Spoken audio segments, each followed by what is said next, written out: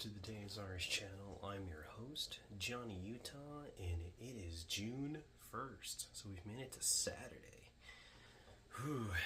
We've completed week 11, and May is done and over with, and honestly, I can say I'm done with this month. It has been a little bit of a struggle month between being injured, and maybe just not getting the results I wanted all month. And so, new month, time to just refocus and go, dive right into it. So it's time to go over the final numbers, and I have my handy dandy notebook here. So let's go over the numbers and see what the result is. So steps taken thus far this week. So total number of steps, 130,425, which is a fantastic number. Right, that's above the 100,000 that I haven't actually been able to hit since week 8. Week 8, I was at 107. Week 9, I was at 87. And then week 10, I was at 62,000.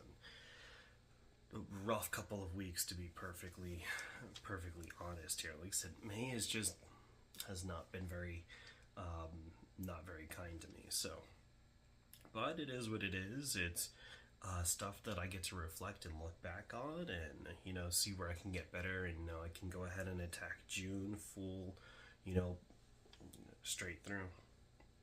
So 130,425 steps, that equates to about 26,000 average, just a little bit over that, but that's pretty solid, right? 26,000 a day. You only really need to take 10,000 steps a day is what's recommended. I sit in a chair all day. I work in sales. I work from home. This is my office, so I don't generally get a whole lot of time to do anything while I'm working. So I try to utilize my morning to the best of my ability. And obviously, if you guys seen the Seize the Day videos, getting up to 13,000, 14,000, 12,000 steps to start the day, that's right where I want it. And it is a really big struggle to get those other steps in, but this week I definitely felt like I accomplished getting steps in. Alright, moving over to intake versus output. I knew I struggled with intake this week. It was never my breakfast. My breakfast is always consistent. Lunch has been up and down between, what I've gotten, what's been brought to me for food on occasion. Dinner has been kind of like my struggle this week is just eating dinner. Just need to obviously have better portion sizes or just better choices for what I'm making myself for dinner. This week my intake was an average of 2,071, which is above the range where I want it. I want to keep it between 16 to 1,800 with an absolute max of 2,000 if it's going to go above it. Now, 2,071, it's just above that metric, but just above that metric is still too high. Like 2,000 is like between 1,800 and 2,000 is like into the red, and then so if you go anything above that, you're breaking the meter essentially.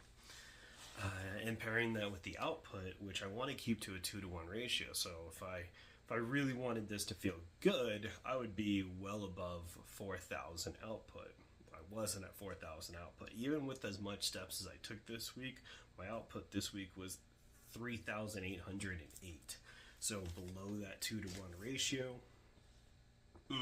So doesn't leave me satisfied with my effort. So obviously I need to improve those numbers, right? So it's going to be much more of a struggle to reach my goals if I'm not hitting the smaller goals that I've set, right? My bigger overall goals, in order to hit them, I have a plan, but I have to execute the plan in order to see the results that I want. If I don't execute, what I like to say is, like, in order to put out a big fire, you got to put out the small fires first, right? If I don't put out those small fires, the big fire is only going to get bigger. And if I try to just attack the big fire without attacking the little fires, the bigger fire is not going to go away. You have to take it one step at a time and do things in order and properly. And this week, I had steps, check. but intake output, nope, did not reach the metric for those. And then going off to sleep, so sleep score on an average, I want to be above 70. And honestly, I honestly feel I should change this goal to 80. I don't think there's a reason why I shouldn't be at 80. I think the only thing holding me back from averaging an 80 is myself. Just to have to be brutally honest, like, I go to bed a little bit earlier than what I have been going. And yes, there are nights where I have to, you know, take Arlene on walkies or try to help put him to bed.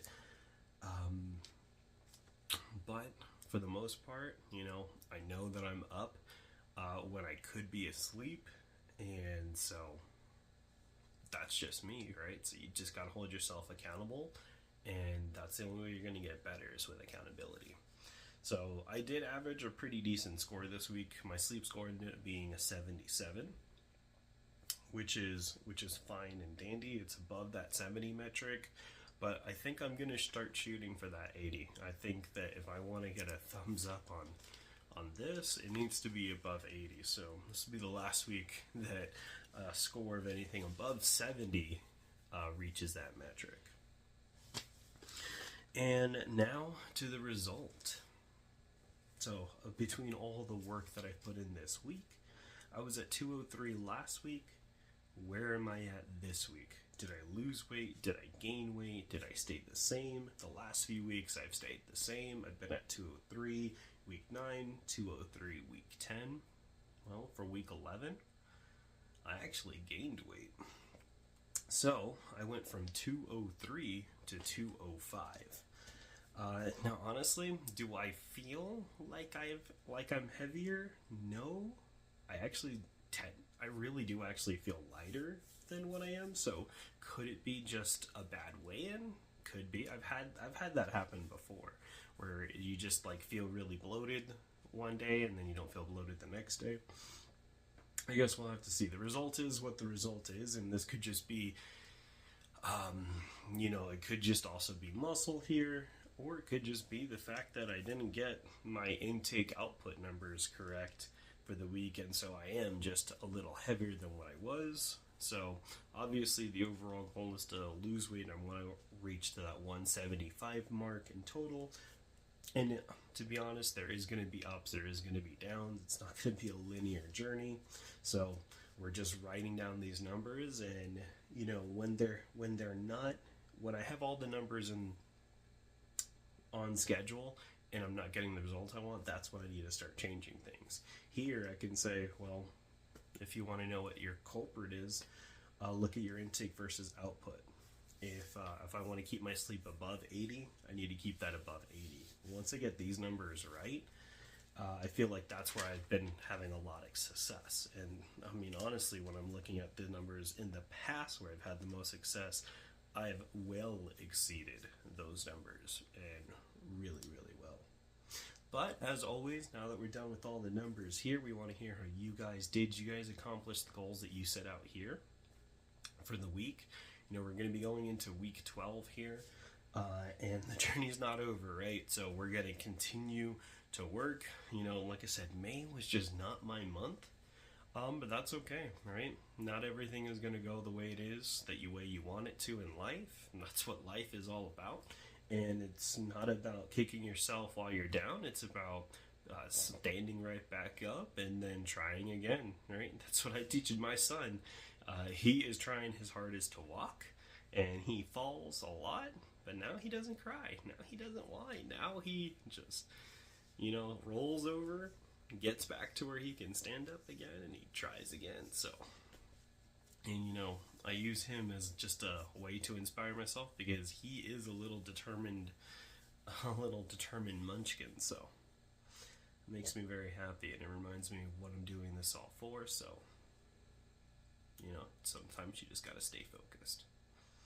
Alright guys, and don't forget to like, subscribe, share the video. As always, we want to reach out to as many people as we can. I always say the hardest part about any journey is, doing it alone. Here you don't have to do it alone. Well, it's Johnny Utah out, and have a good weekend.